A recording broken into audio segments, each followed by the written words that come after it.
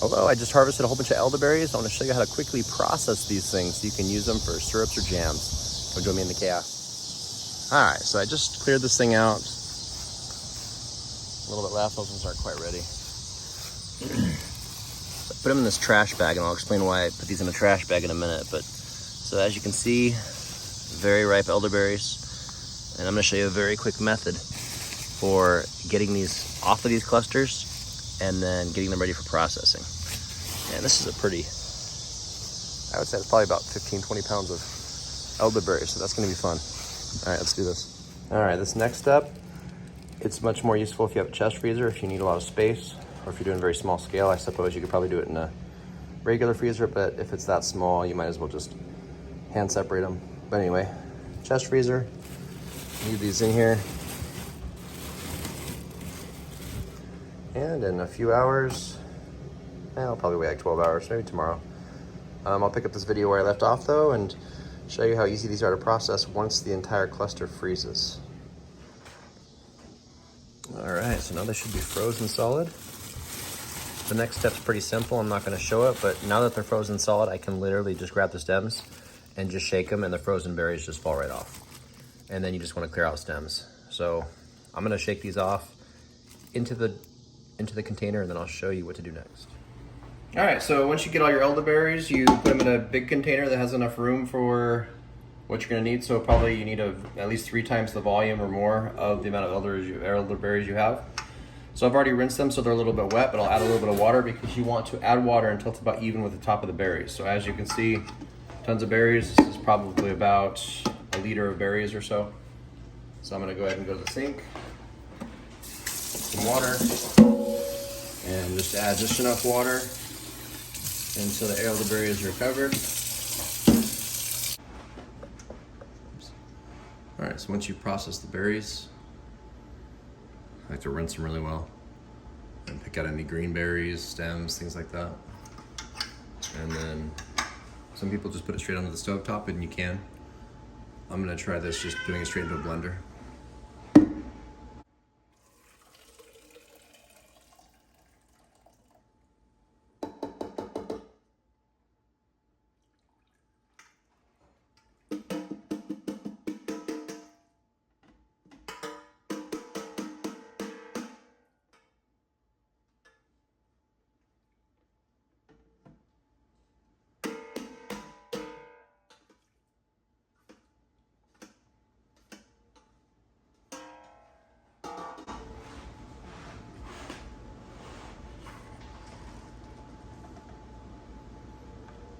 Probably pour off some of the water. I'm gonna strain that.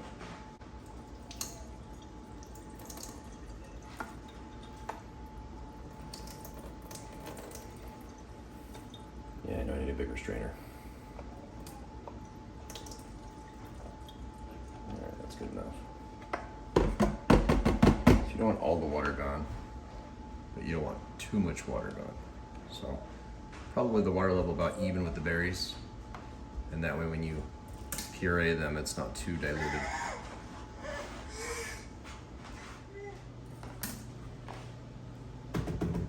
All right, now we can just blend it up.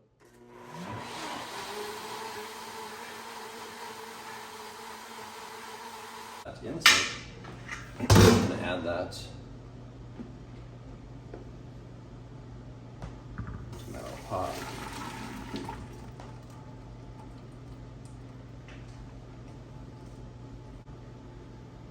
And then I can go ahead and get this thing fired up. And then one other thing I forgot to mention, I like to sprinkle a little bit of cloves in, just to add some flavor. You don't have to add that if you just want it to be pure elderberry.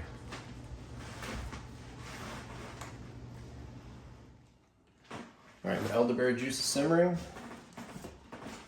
So I'm gonna do something else that I didn't mention yet. I like to use a few lemons. So if you have a few lemons around, this will add some flavor. So, real quickly, just zest some lemons. And then we're going to juice them in just a minute.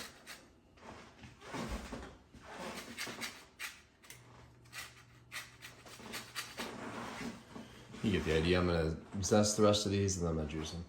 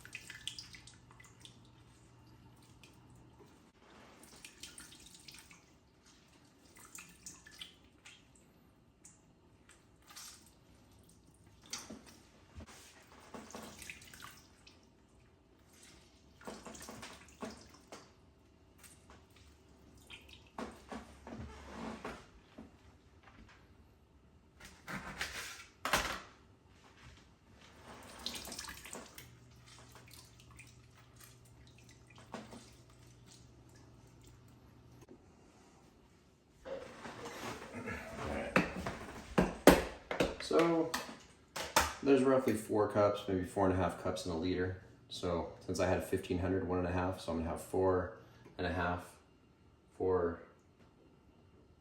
liter, and then half a liter would be 2 more, so 6. I'll do 7, just since it's a little bit. A cup is like, I don't know, 238 or something, not 250 milliliters. So about 7 scoops, 7 cups of sugar. Because it's about 7 cups of elderberries that I basically started with, my elderberry puree I started with.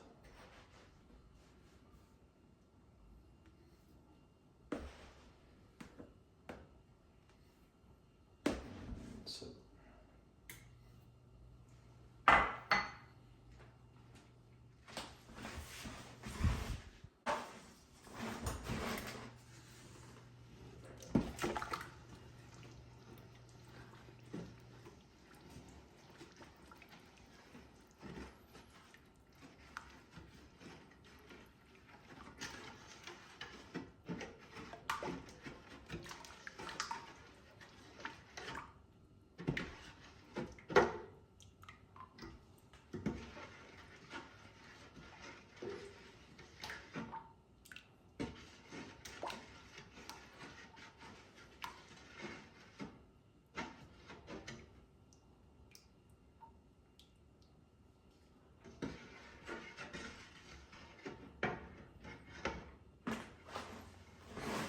all right, it's a little thin, so I'm gonna add another cup.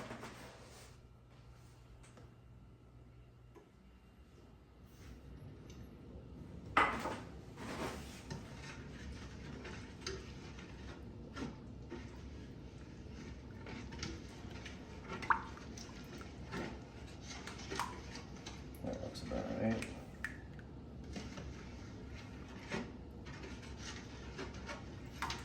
You don't want it super thick, but you want it to kind of look like it's starting to form a runny syrup. And if you don't have enough sugar, and you've done this before, you know what I'm talking about, it's still a little bit watery. You want it to start kind of moving like a syrup, kind of like when you mix Jello together and it's still hot, but you stir it and you can kind of feel that it's a little bit more thick, it's a little bit more viscous than water. When you have enough sugar, it'll start to feel like that. And I'll probably let it simmer for another 10 minutes or so just to make sure all the sugar's dissolved. And find out something kind of cool. You can kind of tell when it's just about ready to the right viscosity, and because you'll have it like start foaming up. You see it start foaming up like this, and you stir it and it's still foaming up. That means you've gotten to a point where the thing's actually hotter than the boiling temperature of water, which means you have enough sugar in here where the sugar is able to elevate the temperature above the boiling temperature, and so it pretty much flash boils any water residue that's left. So you can be pretty sure that once you cool this thing down, it's gonna be like a syrup. It's gonna slightly set, and the longer you cook it, the more it's gonna set.